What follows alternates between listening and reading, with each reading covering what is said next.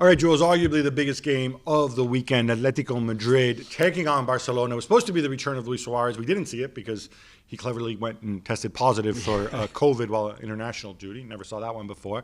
But it doesn't matter because Atletico Madrid go out and they beat Barca. Now, we're joined by Alex Kirkland. Alex, we'll get into Barca dissection. But again, in the interest of peace and love before Black Friday, let's be positive. Like, can we praise Atleti first? Because I felt, correct me if I'm wrong, this was not just Atletico. All right, in the second half, when they were defending the lead, maybe it was old-style Atletico, sitting back. But in the first half, they took the game to Barcelona. They created at least two really good chances. And I thought Koeman totally wasn't expecting to see Atletico play like this. I think Atleti are looking like a very well-rounded team right now. There's been this narrative for years now, when will Cholo Simeone go for a more offensive, more expansive It's now, it's this style? season, Alex. It's right now. We've heard this before, but maybe you're right. Maybe this time it's happening. You look at the squad, they've got the players capable of making that happen. You look at the midfield, Koke has probably had one of the best weeks of his career after his performance for Spain against Germany and this performance in the Atletico Madrid midfield against Barcelona. They've got options as well. You mentioned there was no Luis Suarez. They were without, Diego Costa was only fit enough to come off the bench. And yet you've got João Felix and Angel Correa, who would look like a really good partnership up front as well. In defence, the numbers are better than ever. Only 2 goals conceded in La Liga so far this season. 2 goals. It's absolutely amazing. So I think there are lots of reasons to be positive about Atletico. Of course, it's early. Of course, there's a long way to go. But looking at them, looking at Barca in disarray and looking at Real Madrid, they're absolutely contenders for this title, no question. It was too easy for them, though. I mean, I think they had to play better against Osasuna or even Betis than they had to play on Saturday. I knew we were going to transition into hammering the Dutch coach because, De Boer's not here. It's Koeman's turn. But I just agree with both of you. They're just so good the way they play. And that touch from Carrasco to not make Ter Stegen was just fantastic. I got to say this. I mean, I thought this was telling. So after the Clásico, but contractually they have to send a player out to go and face the media. They sent out Serginho Dest, who just arrived and couldn't even speak Spanish, understandably. This time, they don't send anybody out. Eventually, they force poor Pedri, who is 17 years old, to go out there. Now, admittedly, Messi doesn't want to do it. Messi doesn't have to do it. Gerard Piqué who was injured. Sergio Roberto was injured. But this was bad, Alex. How does it happen? I mean, I don't like reading too much into things, but I think this is something to read into. That nobody, not your boy Langlais, Jules, not anybody else, alone. Not Griezmann, well, whatever. Jordi Alba. Nobody's willing to come out and put their face forward. Nobody's willing to go and man up.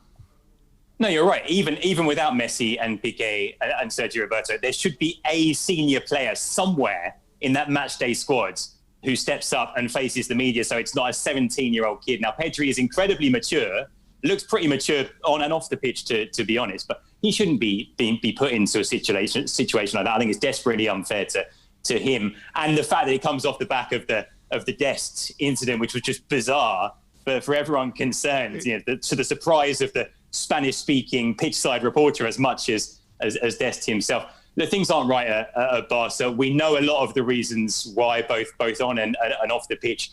But there's just a desperate lack of leadership there. And when you've got Leo Messi, who is the de facto leader, doesn't want to be there, I guess it's no surprise. The Piqué injury is a big one. And there are wildly kind of differing estimates as to how long he might be out for. Is it going to be 3 months? Is it going to be 6 months? Is it going to be 8 months, depending on the route they take in terms of whether surgery is needed on the cruciate ligament or not? But either way, Piqué's absence is such a blow for Barca. Because Sergio Roberto, obviously, Dest comes in. Now, Barcelona's account, I don't know if somebody retweeted this, they tweeted a picture of Samuel Umtiti, and it said Big Sam at the top.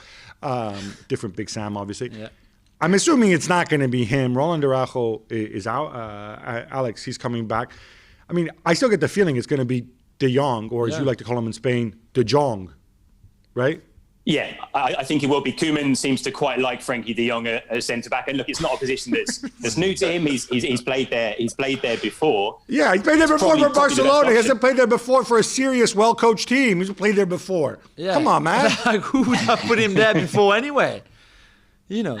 Yeah, and it raises questions, of course, in terms of the midfield as well. If you drop him back, then you've got to play Busquets, and Busquets isn't the player that he once was. He can still do it, but maybe not week in, week out. So there's a question about who partners Pjanic as well. So yes, that probably is the solution. You're right. It probably isn't the ideal solution, though. It's such a mess, isn't it? It is really, a mess. I mean, every level, there's just nothing. There's just nothing there. I thought you'd be unhappy because this gives Koeman more alibis now to make excuses. I mean, he came after the game saying, "What more can I do?" Are you for real? What more can you do? Just like, come on, make the right calls to start with. Make this team play better. Improve the relationship between Messi and not just Griezmann, Messi and everybody else. Because right now there's just nothing. And you saw maybe Messi's change face. the system as well. Yeah, the or change system's the an system. issue. I think he likes this 4-2-3-1, and he's been pretty rigid in sticking to that. But the problem with this 4-2-3-1 is you end up with the four attacking players kind of at one end of the pitch and not necessarily helping out in terms of the defensive duties, and then the midfield is overrun and the defence comes under pressure as well. Now, I think Koeman's a guy who seems pretty set in his ways, and if that's the system he wants to play, maybe he's going to stick with it and hope that it comes good. But right now, I think there are big issues there. Yeah, I think at some point they're going to have to address this in January, maybe at the back. The problem is, of course, they've got such financial restrictions. The only way they can bring somebody in is by selling somebody. I think the smart money is on perhaps Ricky Puig or Junior Firpo, or they'll try to see if Mendes can help them wangle some money out that way. Alex, thank you so much. Thanks so much for watching ESPN on YouTube. And for more sports highlights and analysis, be sure to download the ESPN app. And for premium content and live streaming, subscribe to ESPN Plus.